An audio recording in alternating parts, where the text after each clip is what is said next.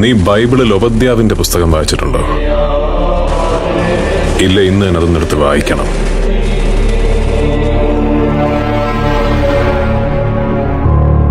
എനിക്ക് നിന്നോട് പറയാനുള്ളതെല്ലാം അതിലെഴുതിയിട്ടുണ്ട്, വ്യക്തമായിട്ട്.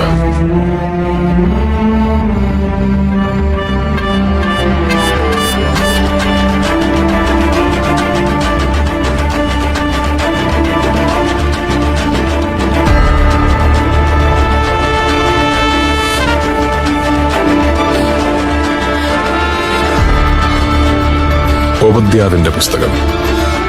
നീ ചെയ്തതിനൊക്കെ ഞാൻ നിന്നോട് പകരം ചെയ്യും. നിന്റെ പ്രവൃത്തികൾ നിന്റെ തലമേൽ തന്നെ മടങ്ങി വരും. നിന്റെ ഹൃദയത്തിന്റെ അഹന്ത നിന്നെ ചതിച്ചിരിക്കുന്നു. നീ കഴുകനെ പോലെ ഉയർന്നു പറഞ്ഞാലും നക്ഷത്രങ്ങൾക്കിടയിൽ കൂടുകൂട്ടിയാലും അവിടെ നിന്നെല്ലാം ഞാൻ നിന്നെ താഴെ ഇറക്കും.